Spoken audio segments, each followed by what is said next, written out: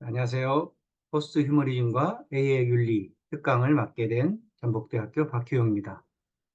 오늘 이 시간에는 약 30분간 포스트 휴먼 시대의 윤리학의 지형도가 어떤 것인지, 그리고 포스트 휴머니즘의 관점에서 AI 윤리를 어떻게 볼 수 있을지, 그리고 미래의 AI 시대의 윤리적 패러다임은 어떻게 바뀌게 될지, 이런 주제로 약 30분간 같이 생각해 보는 시간을 갖도록 하겠습니다.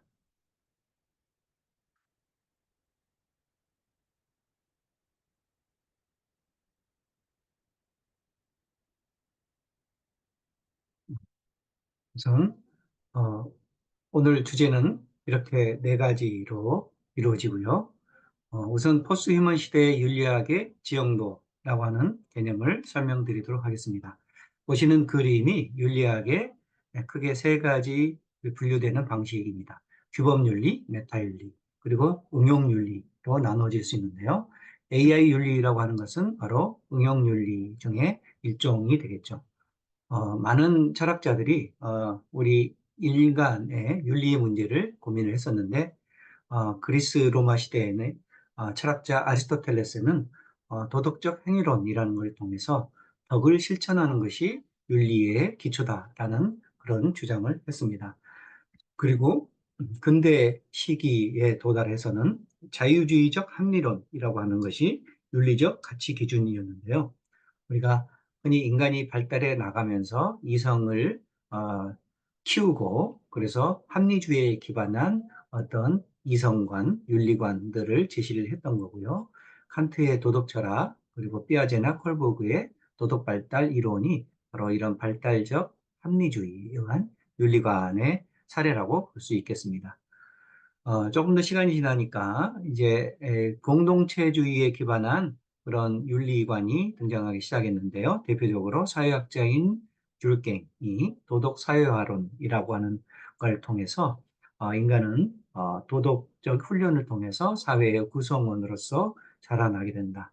그랬을 때 그 윤리적인 가치 기준은 그 사회 공동체가 지향하는 어떤 규범이나 가치, 상당히 공동체에서 강조하는 것들을 몸에 익히는 것이 윤리교육의 핵심이다. 이렇게 얘기를 했습니다.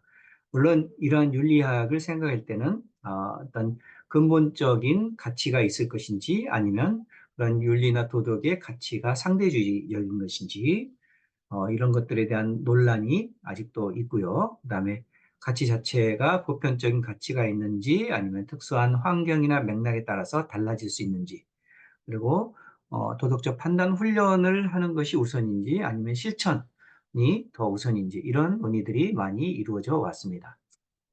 오늘 우리가 얘기하고자 하는 공부하고자 하는 포스트 휴먼 윤리는 이런 기존의 인본주의 사회의 윤리학에서 한 단계 좀 벗어난 차원의 윤리 얘기를 좀 고민을 해봐야 됩니다.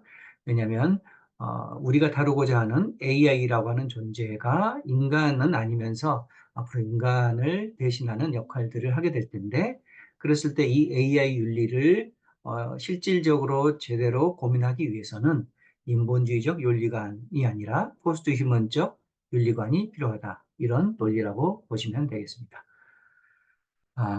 그래서 AI 시대 윤리를 논하기 위해 기초적인 질문들을 세 가지를 정리해 보자면 일단 AI라는 어떤 존재인가를 우리가 이해를 해야 되고요. 앞으로 AI와 인간의 관계성은 어떻게 설정될 것인가? 그리고 미래 사회에서 윤리적인 어떤 도덕적인 가치가 옛날과 비슷할 것인가 아니면 어떻게 새롭게 변할 것인가 이런 것들을 고민을 해야지만이 AI 시대의 윤리 문제를 논할 수 있다 이렇게 이해를 하시면 되겠습니다. 그런데 이러한 그 기초적인 질문을 바탕으로 우리는 구체적으로 인공지능 시대의 윤리라고 하는 것을 논의하기 위해서 자, 다음과 같은 세 가지 질문들을 해야 될 것 같습니다. 첫 번째, 앞으로 인간은 AI를 어떻게 다룰 것인가? 단순한 도구인가? 아니면 도구를 넘어서는 어떤 능동성과 주체성을 지니는 그런 행동하는 존재인가? 뭐 이런 것들을 고민을 해야 되고요. 미래의 인간은 순수한 인간, 뭐 자연적인 인간으로 남을 것인지 아니면 기술적인 환경에서 인간의 본성이나 어떤 특성이나 이런 것들이 인간 사회의 성격이 변할 것인가 이런 것들도 고민을 해야 되고요. 마지막으로 AI가 윤리적인 판단과 행위를 하게 될 텐데 그 정당성, 윤리적 정당성은 어디서 찾아야 될 것인가 이런 것들을 고민을 해야 되는 겁니다. 그래서 이 모든 것들을 합쳐서 결국 우리가 다루어야 될 문제는 미래 사회에서 인간과 AI가 어떻게 공존하며 협력할 것인가에 대한 궁극적인 질문을 바탕으로 AI 윤리를 고민해야 된다라고 이해하시면 되겠습니다. 그러한 그 AI 윤리에 대한 논의의 이론적 기초로서 포스트 휴머니즘은 여러 가지 하위 이론들이 있습니다. 그래서 이 네 가지 하위 이론을 바탕으로 AI 시대의 윤리의 문제를 이해할 필요가 있겠다라고 하는 것을 오늘 이 시간에는 짧은 시간이니까 간단하게 설명을 하고 넘어가도록 하겠습니다. 첫 번째, 포스트휴머니즘의 윤리적 기초가 무엇인가를 설명드리게 될 텐데요. 우선 포스트휴머니즘이라고 하는 것은 기존의 인본주의가 인류중심주의적인 사고다라고 하는 학자들의 공통된 관점이 있습니다. 그러니까 우리가 인본주의라고 하는 것은 되게 사실은 인류만을 중요시하는, 인류를 모든 세상 사물의 가장 중요한 존재로서 중심의 위치에 놓는 그러한 생각이다라고 학자들이 얘기를 하고 있고요. 그런데 이런 인류 중심주의가 가져온 많은 문제점들이 오늘날 우리가 겪고 있는 지구 생태계의 어떤 지속 불가능성이라는 걸 다 이해를 하실 겁니다. 그래서 이런 지속 불가능성을 해결하기 위해서는 결국은 인간이 다른 지구상의 많은 존재들과 우리가 지배하고 우위에 있는 존재가 아니라 그러한 존재들과 같이 살아가야 되는 어떤 수평적인 혹은 평등한 존재관을 가질 필요가 있다라고 하는 것이 포스트 휴머니즘의 관점입니다.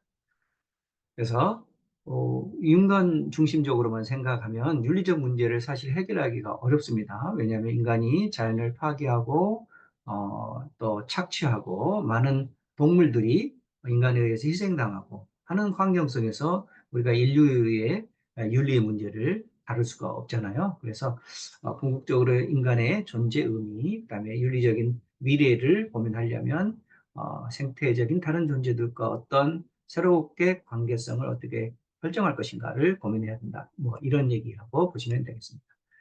우리가 보통 학교 교육에서는 인류의 윤리적 기준들로서 위에 있는 어떤 민주주의적 가치, 평등, 자유, 생태주의 이런 가치들을 내세웠습니다. 하지만 이제 이러한 교육 이념들보다 사실은 우리가 얘기는 구체적으로 하지 않지만 가장 중요한 교육의 목표로 깔려 있는 것이 바로 휴머니즘이라고 하는 관념이죠. 우리가 인간을 중요시하는 것 자체를 반대하는 것은 아닙니다만 그것이 인간만을 강조하고 하다 보니까 그런 많은 어떤 윤리적인 악영향이나 역효과가 나타났죠. 그래서 이런 문제를 해결하기 위한 것이 바로 포스트 휴머니즘의 관점이다라고 보는 거죠. 과거에서부터 이런 휴머니즘은 우리 인간의 어떤 교육의 목표이자 윤리적 기준으로 삼아져 왔습니다.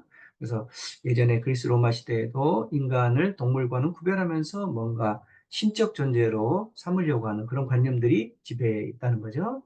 그런데 이제 이러한 휴머니즘이 이념적인 한계가 있다는 겁니다. 왜냐하면 왼쪽 밑에 그림에서 보시듯이 우리는 이런 피라미드의 구조를 가지고 인간의 의미를 설정해 왔다는 거죠.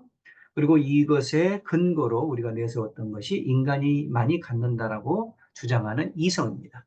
이성적인 인간이 중요한 거고 이것이 모든 가치 기준이 되었는데 포스트 휴머니즘의 학자들은 이런 인간의 이성을 강조하는 이런 관념이 불평등, 우리가 인류 역사가 만들어 왔던 수많은 불평등성과 부정의의 토대가 되어 왔다. 이렇게 얘기를 하는 겁니다. 왜냐하면 우리가 다 아시다시피 인류의 문화 역사 속에서 과거의 여성이나 흑인이나 또 어떤 유색인종과 같은 비식민 지배인들, 제국주의나 식민주의에서 지배를 당할 수밖에 없었던 그 사람들은 이성적인 존재로 인정받지 못했다라고 하는 거죠. 그래서 이성이 없는 너희들은 이성을 갖춘 뭔가 백인, 교육받는 사람, 유러피안 혈통을 가진 사람, 귀족, 그리고 남성들에 의해서 지배를 받고 영향을 받는 것은 당연한 것이다 라고 하는 그런 논리가 가능했다라고 하는 겁니다. 그래서 포스트 휴머니즘은 이런 인간 불평등성의 근거로 삼아져 왔던 이성 중심주의를 비판을 하고 있는 것이다 라고 보시면 되겠습니다. 사실 인간은 호모 사피엔스라고 우리가 생물학적 학명으로 불려지고 있죠. 그러니까 생각하는 존재라고 하는 겁니다. 생물학적으로 현생 인류는 호모 사피엔스라는 것은 부인할 수 없지만 사실 또 휴먼, 인간이라고 하는 그런 개념은 이렇게 생물학적이고 객관적인 조건에 의해서 불리어지는 것이 아니라 이성을 갖춘 어떤 존재에게만 붙여지는 그런 용어였습니다. 그래서 인간은 많은 이 호모사피엔스 모든 호모사피엔스에게 다 적용되는 것이 아니었고 어떤 근거나 조건을 충족시킨 사람에게만 부여되는 관념이었다는 겁니다. 그래서 예전에 아까 말씀드렸듯이 과거에는 흑인 노예 여성 장애인들은 인간 취급을 받지 못했습니다. 그렇죠? 그리고 교육을 받지 못했거나 정신적으로 미성숙한 사람들도 인간 취급을 받지 못했습니다. 20세기 초반까지, 중반까지. 우리가 특수교육에 대한 연구가 논의가 되면서 우리가 보편적인 인간 존중의 사상들이 지금은 당연시되었지만 약 5, 60년 전만 해도 그렇지 못했다는 겁니다. 그 다음에 생물학적인 특성으로 인간을 가눈다는 것도 구분한다는 것도 정확하지 않는다는 겁니다. 그러니까 개나 고양이도 the humanness, 인간성을 갖출 수 있는 그런 논리적인 조건은 된다는 얘기입니다. 물론 개, 고양이를 인간이라고 지칭한다면 많은 사람들은 동의하지 않겠지만 원래 인간이라고 하는 개념은 이성을 갖춘 존재에게는 누구에게나 부여될 수 있는 뭔가 차별적이고 선별적인 개념이었다는 것이 중요합니다. 그럼 앞으로 오늘 이 시간에 다루게 될 AI라고 하는 존재도 인간으로 간주될 수 있는가라는 논의가 철학자들과 공학자들, 인지과학자들 사이에서 논의되고 있다라고 하는 것을 말씀드립니다. 그래서 점점 인간 범죄는 확장이 되고 있습니다. 과거에는 아까 언급했듯이 20세기까지는 교육받은 백인 귀족, 건강한 남자들만 인간이라고 인정받아 왔습니다. 그러나 지금 이렇게 생각하는 사람은 거의 없겠죠. 1947년에 유엔 인권선언을 통해서 보편적 인간의 관념들이 공포됐고요. 그다음에 최근에는 이 인간의 범주가 생태적으로, 기술적으로 확장되어진다라고 하는 것을 말씀드리는 겁니다. 이 인간이라는 것을 논의하는 이유는 결국은 우리가 휴먼의 존엄성, 그다음에 윤리 문제를 다룰 때 바로 이 개념, 인간됨이 무엇인가라는 개념을 다룰 수밖에 없기 때문에 그런 말씀을 드리는 겁니다. 자, 동물도 인간이 될 수 있다라고 하는 식의 연구들이 많이 있습니다. 그래서 또 우리가 키우는 개나 고양이들도 법적으로 인간이 될 가능성이 있습니다. 물론 이것이 확정적인 것이 아니라 어떤 사회에서 시간의 흐름에 따라서 그렇게 간주될 수 있다는 겁니다. 우리가 이미 지금 개나 고양이와 같은 애완견들은 법적으로 보호를 받고 인간과 똑같지는 않지만 그렇게 어떤 권리를 부여받는 존재로 이미 사회에서 받아들여지고 있습니다. 이것이 하나의 단계적인 예가 될 수 있겠죠. 그다음에 이미 10여 년 전에 오랑우탄도 인간으로 판정이 돼 있습니다. 이 아르헨티나에 있는 이 여성 오랑우탄은 이 대법원에 의해서 인간으로 판정이 돼서 인간과 똑같은 자율성과 독립성을 가지고 살아가는 존재로 인정이 됐는데 아르헨티나는 경제적으로 환경이 여롭지 않기 때문에 미국에 있는 플로리다 유인원 센터에 이주한다 이런 기사입니다. 그래서 이런 침팬지와 같은 유인원도 인간으로 판정될 수 있다는 것을 보여주는 사례고요. AI도 인간인가에 대한 많은 연구들이 국내외적으로 이루어지고 있습니다. 그래서 최근에는 AI의 법인격의 문제, 그렇죠? 법인격이라고 하는 것은 결국은 AI가 인간 사회의 중요한 구성 요인 혹은 구성 어떤 존재가 되어가면서 인간 맞지 않는 중요한 법적인 사회적인 활동들을 하고 있다는 겁니다. 점점 더 하고 그게 확장되어 가고 있겠죠. 그랬을 때 이 인공지능의 법적인 자격을 어떻게 볼 것인가를 논의를 하고 있는 거죠. 그래서 오랜 약 한 40여 년간의 인지과학의 발전 과정 속에서 학자들은 인간과 다른 동물들의 차이성에 대해서 많은 논의가 있었습니다. 과거에는 인간과 동물을 되게 근본적으로 나누는 그런 구별하는 관념이 지배해왔지만 이게 점점 그런 근본적인 구별, 차별에 대한 관념이 줄어들고 있습니다. 단지 하나 차이가 있다는 것은 인간이 동물보다 침팬지보다 훨씬 지능이 뛰어나다는 것, 이것뿐이겠죠. 그리고 AI도 사고할 수 있는가, 자유의지가 있는지, 정체성이 있는지 이런 것들도 많은 논의가 되고 있고요. 이런 논의들이 시간에 따라서 점점 철학적인 논의에서 자유로워지고 있다. 즉 AI에게도 인간성과 인권이나 이런 것들이 점점 부여되는 방향으로 가고 있다라고 하는 것이 핵심적인 내용입니다. 그래서 이제 대표적으로 이제 이런 관점에서 좀 흥미로운 주장을 하고 있는 학자들이 바로 포스트 휴머니즘의 한 분파인 트랜스 휴머니스트들입니다. 이 사람들은 여기 이제 유인원에서 과거 인류, 현재 인류, 그리고 미래 인류로 진화하는 과정에서 미래에는 인간과 기계가 약간 구별하기 어려울 정도로 기술적인 도구에 의존하는 존재들이 등장하게 될 것이고 그것이 바로 인류가 진화하는 것이다 라고 얘기를 하고 있죠. 그렇다면 여기 이제 과거의 유인원과 그다음에 현재의 인류, 그다음에 미래의 인간과 인공지능이 혼합되고 섞여 있는 존재, 이런 존재들이 앞으로 사회의 주된 구성원이 될 텐데 이럴 때 이제 윤리의 문제를 고민하려면 우리가 중간에 있는 그림인 인본주의적 관점으로만 윤리 문제를 다룰 수가 없겠죠. 생태적인 존재인 침팬지 이하 많은 생물들, 그리고 미래 AI로 대표되는 많은 기술적인 존재들, AI, 사이버그, 로봇 뭐 이런 존재들입니다.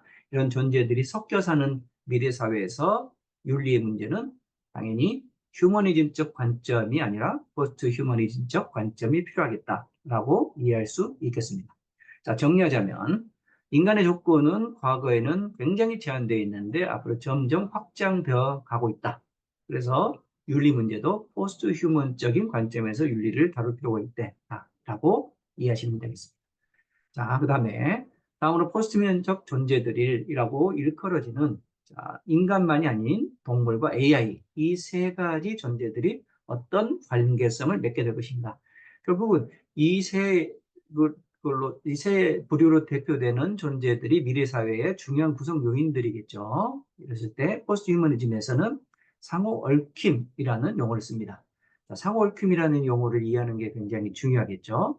과거에는 인간이 동물을 지배하고 도구를 사용하면서 상호 얽혔다기보다도 지배 수단 활용의 관점에서 인간 중심 지배적인 상황이었습니다. 근데 포스트 휴머니즘은 그렇지 않고 상호 얽혀 있다라고 하는 겁니다. 상호 얽혀 있다라고 하는 것을 이제 나중에 조금씩 나올 텐데 이게 굉장히 중요한 관념이겠죠. 그래서 이제 포스트휴먼 윤리는 결국은 이렇게 상호 얽힘의 상황에서 우리는 어떤 그 정치 윤리학적인 관점을 취할 것인가라고 하는 겁니다. 정치 윤리학이라고 하는 것은 그렇게 설명드릴 수 있을 것 같습니다. 폴리틱스라고 하는 것은 자신의 입장에 따라서 여러 가지 상이한 입장들이 어떤 사회나 집단 안에서 정치적인 어떤 역학관계, 역동적인 관계성을 맺으면서 자신의 정책을 주장한다라고 하는 겁니다. 윤리적 문제도 정치 윤리학이라고 했을 때는 보편적이고 절대적인 윤리 가치 기준이 있다기보다는 폴리티컬한 입장, 그러니까 정치적인 입장에 따라서 윤리적 문제가 달리 바라봐질 수 있다. 이렇게 이해하시면 되겠습니다. 자, 그리고 생태 페미니즘이라고 하는 것도 윤리적 가치 기준으로서 어떤 역할을 하냐면 결국은 이제 생태적인 존재들을 어떻게 인간과 동등하게 볼 것인가라고 하는 것이 이 생태 페미니즘에 녹여져 있습니다. 페미니즘이 등장한 이유는 과거에 남성 중심적인 사회에서 남성들이 인간을 대표하면서 자연을 생태계를 파괴하고 구분짓고 억누르는 그런 관점을 우리가 페미니즘 관점에서 비판을 여기로 보는 거겠죠. 그래서 이 생태주의와 페미니즘은 이렇게 같이 묶여서 연동되어 있다라고 이해하시면 되겠죠. 그리고 인간만이 윤리적 주체가 아니라 사물이나 AI와 같은 존재들이 주체성과 능동성을 띠게 될 것이다. 점점 그렇게 될 겁니다. 그런데 그랬을 때 우리는 그래서 주체성과 존재론은 어떻게 볼 것인가? 사물에게도 뭔가 주체성을 부여하는 그런 이론이 바로 객체지향 존재론이다라고 보시면 되겠습니다. 그리고 이제 인본주의가 아닌 비대표성 이론이라고 하는 것은 인간만이 우주, 지구, 뭐 생태계 전체를 대표하지 않는다라는 거죠. 그래서 인간 이외의 다른 존재들이 어떤 대표성을 갖는가를 주목하는 관점이라고 보시면 되겠습니다. 자, 그래서 여기 이제 복잡하게 그림과 글씨가 나와 있지만 이 페이지에 있는 내용들은 한마디로 그런 겁니다. 이제 비판적 관점에서 인간, AI, 그 다음에 동물, 이 세 존재들을 어떻게 서로 상호 얽힌 윤리적인 어떤 존재들로서 어떤 관계성을 형성시킬 것인가, 이런 문제입니다. 그래서 이제 이런 관계성을 우리가 스피노자라고 하는 철학자는 우리가 내재적 윤리학이라고 하는 그런 용어를 썼습니다. 이것은 이제 한마디로 뭐냐면 스피노자가 보기에 인본주의적인 사고가 인간과 자연을 구별하고 인간이 자연을 판단하고 평가하고 통제하는 그런 것들이 만연되어 왔다라고 하는 것을 비판하는 겁니다. 그래서 한마디로 자연이라고 하는 그런 존재들은 인간만의 관점으로 이해가 될 수 있는 것이 아니라 자연 그 모든 사물들의 본래적인 윤리적 가치가 있다. 뭐 이런 것들이 바로 내재적 윤리학의 개념입니다. 그래서 이는 그러니까 인간과 자연의 관계성을 이렇게 피라미드식으로 보는 게 아니고 상호 얽힌 그런 관점으로 봐야 된다라고 하는 게 핵심 아이디어고요. 그다음에 이제 생태 페미니즘의 관점에서는 아까 잠깐 소개를 해드렸지만 결국은 이제 남성과 여성을 구별하는 이런 이원론적인 관점에서 벗어나서 이제 수평적인 존재론을 얘기하는 거죠. 남성, 여성이 수평적인 것만큼 인간과 동물, 사이보그, 또 AI 이런 존재들이 수평적 관계성을 맺어야 된다라고 하는 것이 이제 생태 페미니즘적의 윤리관이라고 보시면 되겠습니다. 자, 우리는 그래서 남성이 이성을 대표하고 보통 여성성이나 자연성이 감성이나 신체를 대표했는데 생태 페미니즘은 그러한 이렇게 이원론적으로 이성과 신체성, 정서성을 구별하는 관점에서 벗어나기를 주문합니다. 그래서 우리가 보통 이성중심주의는 과학주의, 합리주의 이렇게 얘기를 한다면 자연성이라고 하는 것은 되게 토속성, 개별성, 신체성, 뭐 정서성 이렇게 이렇게 구별하잖아요. 이 두 가지를 하나로 통일시키려고 하는 그런 관점이 바로 생태 페미니즘의 주장 중에 하나라고 보시면 되겠습니다.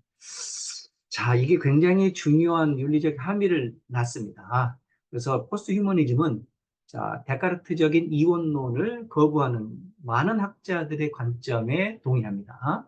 데카르트적 이원론, 마인드와 바디, 정신과 신체가 구별되어 있다라고 하는 관점을 거부하는 거죠. 그래서 이론론적 관점입니다. 그러니까 정신과 신체가 연결된다라고 하는 것은 그만큼 자연성과 문명성, 기계, 이 두 가지도 완벽하게 분리된 게 아니라는 것을 의미하겠죠.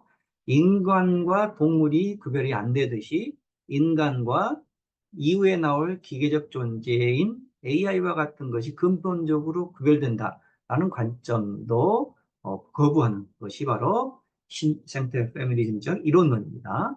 그래서 우리는 흔히 생명 현상과 그다음에 어떤 물건, 어떤 그 기술적인 사물, 기계적 현상들을 구별해서 생각을 하잖아요. 흔히 말해서 유기체와 무기체를 구별해서 생각하는 관점들은 사실은 이원론적 관점이라는 겁니다. 이론론에서는 근본적으로 이 두 가지가 연결되어 있다라고 하나로 통일될 수 있다라고 보고 있습니다. 그다음에 세 번째 객체지향 존재론은 말 그대로 객체, 주체가 아닌 객체에 중점을 둔 존재론입니다. 과거의 존재론은 주체성, 인간, 특히 인간 주체성만을 강조했겠죠. 그리고 객체를 대상화, 상대화, 사물화, 수단화했습니다. 그것을 이제 더 이상 받아들이지 않겠다는 겁니다. 그래서 아까 사이버네틱 트라이앵글이라고 하는 것도 인간과 기계와 생물적인 존재들이 서로 소통하고 서로 변환되고 하는 것들을 연구하는 것이 사이버네틱스입니다. 그래서 우리는 이제 지금 사물 인터넷 시대에 많은 사물들과 소통하고 서로 생활의 편의 때문에 주고받고 여러 가지 작동들, 우리가 활용들을 하고 있잖아요. 그래서 이런 것들이 바로 객체지향 존재론을 실현시킨 그런 기술이다. 이렇게 보시면 되겠습니다. 자, 그래서 중간에 잠깐 정리를 하자면 AI 윤리라고 하는 것은 AI는 단순한 도구로 보지 않는다라는 관점이고요. 또 AI가 점점 미래사회에서 적극적이고 능동적이고 주체적인 역할을 하게 될 것 같다라는 조심스러운 전망입니다. 만약에 AI를 단순한 수단으로 보고 AI에게 주체성과 능동성을 부여하지 않는다면 그것은 AI의 역할이나 용도가 훨씬 제한될 수밖에 없을 겁니다. 그러니까 미래에 과연 인간이 AI를 그 정도 제한된 상태로 쓸 것인가? 그렇지 않겠죠. 어느 누구도 다 동의하겠지만, 모든 전문가들이 동의하겠지만, 점점 AI에게 주체성과 능동성을 부여하는 쪽으로 가게 될 겁니다. 그랬을 때 우리가 고민해야 될 것이 AI가 갖는 주체성으로 인해서 AI 윤리 문제를 어떻게 봐야 될 것인가가 단순하게 인본주의적으로만 봐서는 해결이 되기가 어려울 것이다. 라는 문제입니다. 자, 그리고 마지막 네 번째, 비대표성 이론이라는 게 있습니다. 말 그대로 대표한다는 것은 누군가 다른 사람을 대신해서 뭔가를 얘기하고 보여준다는 것인데, 지금까지는 인간이 그 역할을 해왔습니다. 인간만이 역할을 해왔죠. 근데 이 관점에서는 인간만이 그 역할을 하는 것이 정당하지 않을 수 있다라고 하는 나름대로 어떤 철학적 관점입니다. 그래서 그것이 또 윤리적으로 중요한 시사점을 가지고 있는다는 거죠. 그래서 우리는 AI 시대 윤리적 패러다임이 어떻게 바뀔 것인가를 고민을 이제 구체적으로 해보겠습니다. 자, AI 윤리의 준거들이 사실 수십 개의 준거들, 가치 기준들이 제시되어 있습니다. 이미 많이 논의되고 소개되고 있습니다. 그중에서 예를 들어서 이제 하나를 들자면 공정성과 책무성과 투명성을 지녀야 된다라고 하는 것이죠. 그런데 이제 이 공정성, 책무성, 투명성의 문제는 그리고 밑에 보면 AI의 능력치에 따라서 구체적인 AI, General AI, 그러니까 일반화된 AI, 모든 영역에서 작용할 수 있는 AI가 General AI고요. 그다음에 특정 분야에서만 역할하는 AI가 Specific AI입니다. AI죠. 그런데 문제는 구체적 AI는 큰 윤리적 문제를 고민하지 않아도 됩니다. 왜냐하면 AI의 어차피 역할이 특정 과업이나 분야에 한정되어 있기 때문에 문제는 이 General AI, 지금 속속들이 등장하고 있는 이 일반화된 AI는 인간의 사회의 대부분의 영역에서 관여하면서 작동을 한다는 겁니다. 그랬을 때 이제 공정성, 책무성, 투명성이 훨씬 더 중요해지겠죠. 특히 weak AI, 그냥 단순하게 인간을 보조하는 능력 상태의 AI도 문제가 안 됩니다. 그런데 strong AI, 강한 능력치의 AI가 등장할 때, 그러니까 general strong AI가 등장했을 때 이 윤리적 증거들이 문제가 된다라고 하는 겁니다. 자, 그래서 이제 우리가 이런 것들을 계속 고민을 해야게 될 텐데요. AI는 그래서 도덕적 지위를 갖게 될 것이다라고 하는 조심스러운 주장이 있습니다. 그러니까 모든 영역에서 가장 강한 힘으로 작동하는 AI, 그리고 그 AI에게 인간 사회가 뭔가 역할을 맡긴다고 하는 것 자체가 AI에게 도덕적 지위를 부여하는 것을 의미할 수 있다는 겁니다. 물론 이 부분에 대해서는 학자들마다 의견이 조금씩 다릅니다. 그런데 이제 제가 보기에는 결국은 도덕적 지위를 부여하지 않으면 모든 도덕적 책임들은 그냥 단순하게 AI를 만들거나 사용하거나 하는 사람들에게 들어가면 됩니다. AI의 윤리를 걱정할 필요가 별로 없는 거예요. 근데 AI 윤리를 걱정한다는 것 자체는 도덕적 지위가 부여되었을 때 이 얘네들을 어떻게 할 것인가? 얘네들을 폐기 처분할 것인지, 그래도 같이 공존하면서 할 것인지, 이런 것들이 딜레마라고 하는 겁니다. 자, 그다음에 이제 점점 이제 문제는 이처럼 AI 기술이 진보되고 있습니다. 그런데 이 AI 기술의 진보가 과연 누구를 위한 것일까요? 라는 것을 고민해 봐야 되는 상황입니다. 이 AI 기술의 진보는 무엇과 연결되어 있느냐? 자본주의 확장과 연결되어 있다라고 하는 그런 주장입니다. 너무나 상식적으로 당연하게 이해를 하시겠죠. 그러니까 자본주의, 산업사회를 지배하고 기술을 지배해서 이득을 취하려는 국가나 기업이나 어떤 집단들의 확장, 자본주의적인 그 지배력이 확장되면서 AI 기술의 진보가 더 가속화된다라고 하는 것이죠. 그래서 이제 문제는 그러한 상황에서 빅데이터나 AI 알고리즘이 중립적이지도 않고 환경 문제를 갖게 된다는 거고요. 특히 인간의 생체 정보나 이런 부분들을 유전자 조작이나 이런 것들 같은 얘기입니다. 많은 연구에서 적용되는 것도 같은 얘기고요. 그래서 이런 기존에 있는 인간 사회나 어떤 생물학적 사회에게도 어떤 그 파급력과 그다음에 그것을 조작하고 뭔가 새로운 것들을 만들어내는 그 역량들이 점점 커지게 된다라고 하는 것이 이제 우려되는 상황이겠죠. 그래서 이걸 갖다가 뭐라고 하냐면 AI 이펙트라고 합니다. AI 효과라고 하는 거죠. AI는 이미 인간이 아닌 존재로서 어떤 파워, 권력이 점점 커진다는 거죠. 전통적인 인간이 아닌 존재로서 AI 힘이 점점 커지는 그런 효과라고 하는데 AI 이펙트라고 하는 것은 이렇게 정의됩니다. AI가 점점 인간을 대신해서 일하기 시작할 텐데 그럴 때는 점점 지능이라는 게 불필요하게 된다. 그러니까 우린 지금까지 뭔가 문명을 창조하고 학습하고 뭔가 새로운 것들을 배우기 위해서 지능을 통해서 학습을 해왔잖아요. 그런데 AI가 등장하면서 학습하기 시작하면서 그 학습 속도나 그다음에 지능의 수준이 이미 인간을 넘어서고 있다는 것이 이제 많은 학자들이 동의하는 부분입니다. 그렇기 때문에 그런 환경에서는 지능을 개발하거나 인간 지능이라는 것이 무슨 의미가 있을 것인가?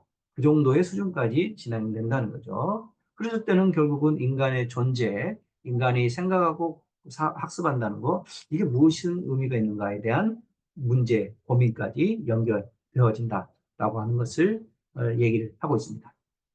자, 그래서 우리가 이제 강화된 자본주의라고 합니다. Advanced Capitalism. 아까 자본주의가 점점 극대화되면서 기술 발전을 통해서 AI를 강화하는 거죠. 이 강화된 자본주의가 생명, 생태계 이런 것들을 갖다가 자기가 원하는 방향으로 통제하고 조절하려고 하는 그런 경향이 강하다라고 하는 겁니다. 또 우리가 자본주의는 크게 이제 고전적 자본주의, 인지자본주의, 로 나눈다면 지금 등장하고 있는 강화된 자본주의는 고정적 자본주의가 착취했던 존재들 말고 훨씬 더 지구상의 모든 생태계, 모든 환경, 모든 인간의 존재 상태까지 영향을 미친다. 그래서 의식의 수준, 그다음에 인간의 기호를 조작한다는 것은 우리가 흔히 말해서 SNS, 뉴미디어 같은 걸 통해서 빅데이터나 AI 이 기업들의, 대기업들의 그런 그 툴들이, SNS 툴들이 사람들의 정서, 그다음에 사람들이 뭘 좋아요하고 누르는 그런 것들도 훨씬 더 많이 매개를 하게 되고, 그다음에 그것을 나쁜 의도를 가지고 있으면 조작하는 것은 굉장히 쉬운 문제가 되겠죠. 그래서 그런 모든 것들이 반영되는 그런 자본주의적 조건을 우리가 강화된 자본주의라고 합니다. 그래서 결국 우리가 윤리 문제를 고민할 때는 그러한 강화된 자본주의를 가 어떻게 AI가 윤리 문제를 더 악화시키게 만드는지를 고민을 해봐야 되겠죠. 그래서 이런 SNS 환경, 그다음에 기술이 이런 생태계나 자연 환경들을 극심하게 어떤 그 남용하는 그렇죠. 그런 환경의 문제들, 그다음에 우리가 에너지 쓰레기 이런 환경 문제들이 다 기술적인 영역들이 접근하고 있다라는 거죠. 여기서 이제 물론 이제 부정적인 면만 있는 것은 아닙니다. 우리가 이제 기술적인 환경에서는 미래 기술적 환경에서는 결국은 AI가 주된 역할을 하게 될 거고 그래서 AI를 어떻게 활용할 것인가가 윤리적인 과제가 된다는 것이지 AI는 무조건 인간 사회, 생태 사회를 파괴하게 된다. 이렇게 부정적으로만 보는 것도 옳은 관점이 아니겠죠. 그래서 이런 다양한 생태적 생명의 현상들의 기술이 작용하게 되면서 그것을 어떻게 바꿔나갈지를 우리가 예의주시해야 된다. 이렇게 보시면 되겠습니다. 그래서 이제 우리는 지금 비판적 이제 포스트 휴머니즘에 대해서 소개를 했습니다만 이 포스트 휴머니즘이 단순하게 AI를 긍정하고 AI에게 모든 것을 맡기겠다라는 것이 아니고 비판적으로 이러한 탈인본주의적인 세계에서 윤리 문제를 고민해보자 라고 하는 것이 바로 비판적 포스트 휴머니즘입니다. 이거는 이제 인류 중심주의, 인간만이 최고다 하는 것도 반대합니다. 동시에 강화된 자본주의, AI를 활용해가지고 극단적으로 자본주의 어떤 그 욕망만을 추구하는 이런 것도 당연히 비판을 한다는 겁니다. 근데 문제는 이제 딜레마가 있다는 거예요. 인류 중심주의를 강조하다 보면 기술을 이제 반대하는 거고, 또 기술을 지지하다 보면 또 강화된 자본주의를 지지하는 것이 되기 때문에 이 안에서 균형 잡기가 중요하다. 그런 의미라고 보시면 되겠습니다. 자, 이제 정리하자면 인류의 미래는 어떻게 될까요? 지금 현재 우리 인류가 갖고 있는 딜레마는 80억이 넘는 그런 인류가 지구 생태계를 우리가 그 먼저 지속 가능성을 불가능하는데 결정적인 영향을 미치고 있습니다. 그래서 여기가 뭔가 근본적인 변화가 필요하겠죠. 근본적인 변화가. 근데 어떻게 변화시킬 것인가? 미래의 다양한 시나리오가 있습니다. 현재 사실은 전쟁의 문제, 질병의 문제, 기근, 기후변화의 문제를 지금 당장 겪고 있습니다. 최근 뉴스에 따르면 2년 정도밖에 남지 않았다고 합니다. 결정적인 기후변화의 어떤 크리티컬 포인트가. 그래서 지금 당장 뭔가 액션을 온실가스 감소라든가 메탄가스 감소라든가 하는 액션을 취하지 않으면 안 된다라고 하는 거죠. 그렇다고 해서 현재 이 많은 80억이 넘는 인구의 문제를 의도적인 인구 조절을 할 수가 없겠죠, 윤리적으로. 그래서 어떤 이런 문제를 어떻게 해결해야 될 것인가가 문제인데, 자, 이 해결책의 하나의 방향으로서 사실은 휴머니즘의 관점에서 보면 모든 사람들의 생명은 중요하니까 인구를 유지하면서 지구의 환경 문제, 경제적인 그 정의의 문제, 불평등과 양극화의 문제 이런 것들을 다 해결할 수 있어야 되겠죠. 근데 과연 미래학자들이 현재 상태에서 인권을 살리면서 기술적인 어떤 기후변화나 환경, 생태, 에너지 이런 문제들을 해결할 수 있을 것인가에 대해서 사실 긍정적인 전망을 내기가 어렵습니다. 그렇겠죠? 그래서 다채로운 시나리오 하나가 뭐냐면 기술의 발전에 의존해서 지구 환경 문제나 에너지 문제 이런 것들도 기후변화 문제를 해결하면서 그다음에 인간 중심적인, 인간 이기주의적인 관점을 어느 정도 내려놓는 관점에서 뭔가 해결책을 찾아야 되지 않겠는가. 이게 바로 포스트 휴머니즘의 바라보는 긍정적 시나리오가 아닌가 싶습니다. 그래서 결국은 AI 윤리의 문제를 다루는 데 있어서 결국 인간과 AI는 공존하는 방향으로 갈 수밖에 없다는 게 많은 세계 석학들의 주장입니다. 그럼 어떻게 인간과 공존하는 인공지능을 만들 것인가 이런 것들을 고민을 해야 되고요. 또 어떤 사람은 또 그 중에서 인간의 본성을 다시 살려서 사람이 주요한 역할을 해야 된다. 이렇게 얘기하는 사람도 당연히 있습니다. 그런데 문제는 인간 사회 자체가 그렇게 바람직한 상태가 아니라는 겁니다. 왜냐하면 우리가 잘 알다시피 AI가 차별적 발언과 결과물을 내놓는 것도 결국은 인간에 의해서 배운 결과물이다. 이런 얘기들을 많이 하고 있습니다. 그래서 인간 사회가 인간에게 의미를 두고 인간에게 해결책을 기대하더라도 우리가 갖고 있는 인간 사회 문제점들을 해결을 해나갈 필요가 있다라고 하는 거죠.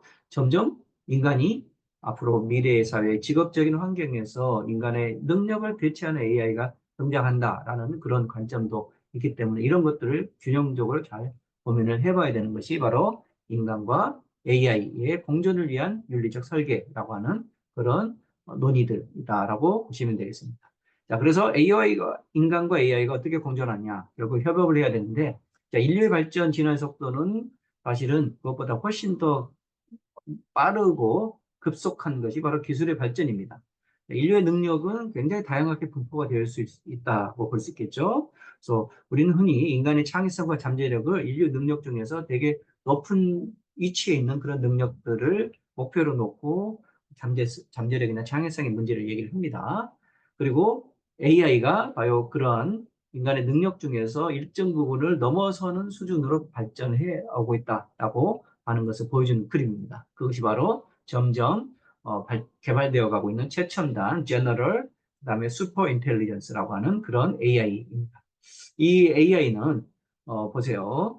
신체성이나 인지적 능력은 인간보다 점점점 발달하고 있습니다. 그런데 정서의 문제, 그렇죠? AI가 인간의 정서를 그대로 흉내내기가 어렵겠죠. 그러니까 사회성의 문제, 우리 인간 사회에서 어떻게 해서 같이 섞여서 살 것인가 이런 문제는 AI가 굳이 더 잘한다고 보기는 어려울 겁니다. 그러니까 결국 윤리적 문제라고 하는 것은 AI가 신체성과 인지적 능력은 뛰어나더라도 사회성, 정서, 윤리의 문제는 우리가 인간이 중요한 역할을 해야 된다라는 것을 생각해 볼 수밖에 없지 않겠는가 이렇게 보여지고요. 그다음 미래에는 어쨌든 AI와 인간이 협업하는 방향으로 가게 될 것이다. 그래서 정리하자면 포스트휴먼 사회에서 윤리의 영역은 과거에는 우리나 덕이나 관습, 인류의 문화를 강조했다면 이런 것보다는 이제 이성의 영역을 강조했던 것에서 또 지나왔고 그다음에 생태적인 존재들을 고민해서 우리가 생태윤리라는 것들도 이미 논의를 해왔습니다. 그래서 생태윤리를 따지는 것은 결국은 자연성의 영역으로 윤리 문제가 확대된다는 겁니다. 이미 이 순간부터 인간 중심주의적인 가치는 윤리관에서 제한적인 역할을 할 수밖에 없는 겁니다. 근데 지금 오늘 제가 말씀드렸던 AI 등장에 따른 AI 윤리는 이 기술성의 영역으로 윤리 문제가 확장되는 거고요. 기술성의 존재들, AI, 사이버 로봇 등이 미래 인간 사회에서 중요한 역할을 많이 하게 됩니다. 그래서 우리의 딜레마는 AI를 단순한 도구로 볼 것이냐, 그렇게 하기는 쉽지 않다는 거죠. 왜냐하면 의존성이 점점 높아지기 때문에 얘한테 주체성과 능동성을 자꾸 부여한다는 겁니다. 그러니까 그런 상황에서는 우리가 AI와 인간과 동물이 서로 이제 어떤 공동체로서 보는 그런 포스트휴먼적인 윤리관이 필요하다. 이렇게 보시면 되겠습니다. 자, 그것이 바로 이제 포스트휴머니즘이 AI 윤리관에 주는 시사점이다. 이렇게 마무리를 하도록 하겠습니다. 자, 장시간 청강해 주셔서 감사합니다.